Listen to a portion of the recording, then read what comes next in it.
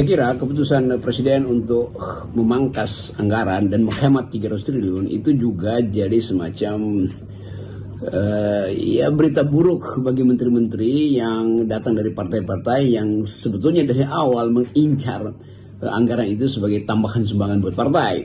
Jadi kita baca lagi kegelisahan politik itu akan merembet ke partai karena tetap apapun argumennya, menteri yang dikirim oleh partai tentu punya misi-misi internal, yaitu memanfaatkan keuangan negara untuk membiayai proyek-proyek yang akan langsung atau tidak langsung menguntungkan partai.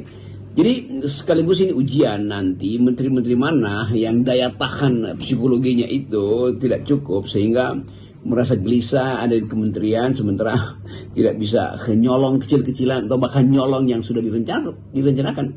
Jadi sebetulnya peristiwa pemotongan anggaran ini adalah peristiwa politik sekaligus peristiwa untuk evaluasi dan postur dari kabinet kan dievaluasi berdasarkan kebutuhan yang bisa dimaksimalkan dan diefisienkan oleh menteri-menteri ini. Nah, kita mulai membaca misalnya dari awal ini menterinya ada banyak sehingga memboroskan anggaran pasti itu.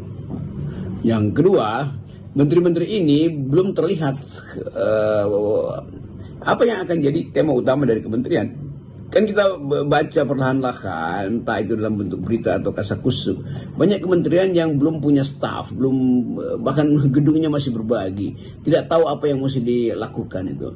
Jadi terlihat bahwa memang 100 hari ini akan ada streamlining, akan ada perampingan. Sekaligus perampingan anggaran harus paralel dengan perampingan kementerian. Jadi beberapa menteri yang tadinya dipisah mungkin bisa disatukan lagi supaya menghemat anggaran tuh, terutama anggaran rutin pembiayaan keperluan sehari-hari, bukan anggaran ASN-nya yang memang ditetapkan dan tidak bisa dikurangi lagi tuh. Jadi hubungan antara penghematan ini dan sedikit ketegangan politik akan terjadi. Kim Plus pasti akan sedikit risau bahwa mereka mengirimkan menteri tapi dengan akibat cuma duduk-duduk aja tuh, nggak bisa lagi mempermainkan jabatan itu untuk jalan-jalan, untuk mengatur proyek supaya bisa dihasilkan semacam keuntungan terselubung dari proyek-proyek negara.